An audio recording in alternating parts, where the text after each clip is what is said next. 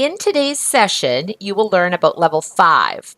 And by now, students have completed the Basic Rudiments Workbook, that's the yellow book, plus the level 4 Supplemental Workbook. And now these are meant to be taught together at the same time, followed by the level 5 Supplemental Workbook, which is just a standalone workbook. Now, the RCM exams begin with level 5, and when preparing students for level 5, be sure to use the Basic Rudiments and the level 4 Supplemental Workbook first, as they set that foundation for level 5. So you need to complete them in order. Look at our Mr. Opera Man there.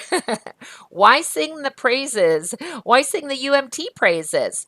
Well, because we care about you and your teaching, which is why we developed the Ultimate Music Theory teaching techniques. Now, a technique is defined as a way of carrying out a particular task to develop a skill or ability in a particular field, to have an efficient way of doing or achieving something, such as the execution or performance of an artistic work.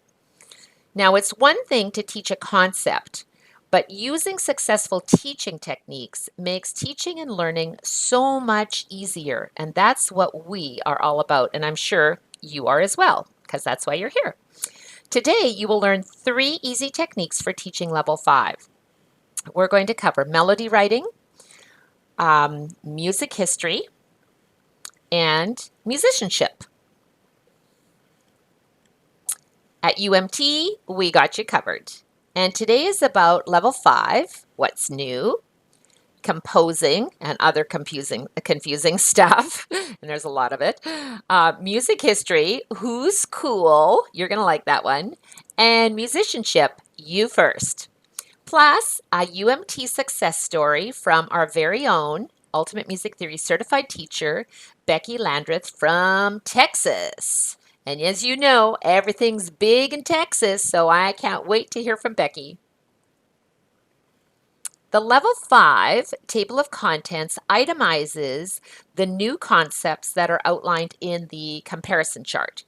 So today we're going to look at the introduction of compound time, and chord symbols. We're going to take a look at that. Also composing and music history. I've got some cool things to share with you. And of course, we can't cover everything, so I just sort of picked the few that I thought would be the most fun to do for today with you. And we've also included as a bonus a level 5 theory exam and a special certificate to recognize your students' successful completion of level 5. So that's everything that we've got lined up for you for today. Now, if you have your level 5 workbook and answer book handy, you can follow along with the pages we're covering today. So I'd really suggest grabbing your level 5 and you can follow along. So the level 5 comparison chart maps out the RCM level 5 theory concepts with the level 5 supplemental workbook. And here you can see that they're all lined up. It's really easy for you to follow along. At the bottom, you'll see the little star, and the supplemental workbook pages are indicated with a star as the new concepts introduced in the 2016 RCM theory syllabus. Now, these concepts are reviewed in the analysis pages. On the other side, you see what's covered, what's new in chords and harmony, and also melody and composition, and as well as history. Now, let me ask you a question.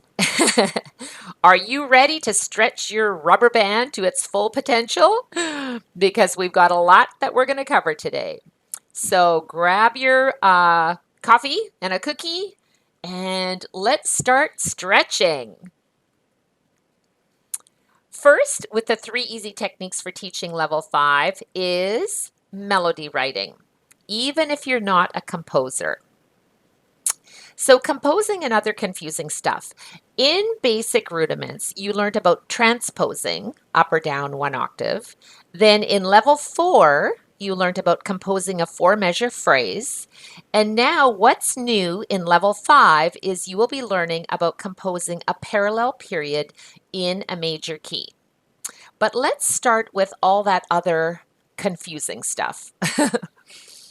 Compound time signatures can be confusing until now.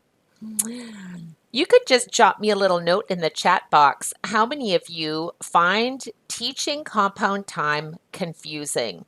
For some of you, it might be a piece of cake, and for some of us, it's really confusing. So we want to just kind of simplify it. Now, this is new to level 5. Previously, in Basic Rudiments, compound time was not introduced until the intermediate level. So now here it is in level 5.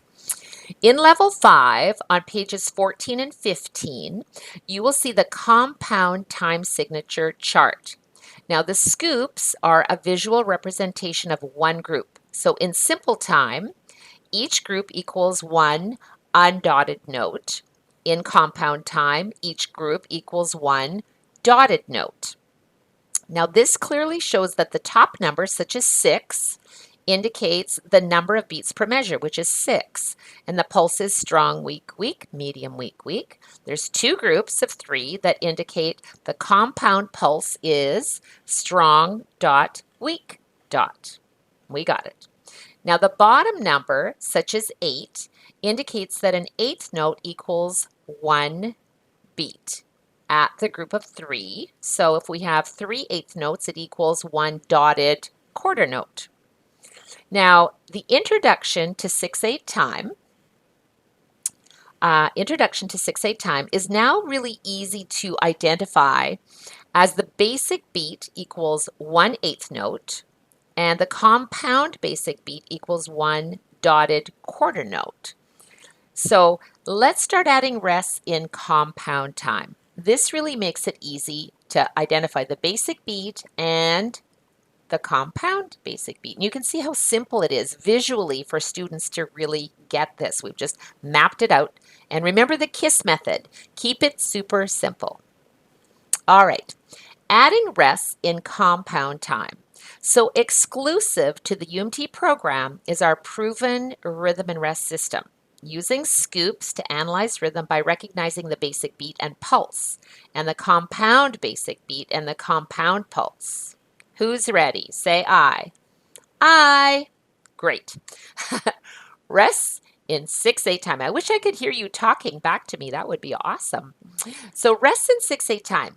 Now, a strong plus weak or strong plus weak may be combined into one rest, right?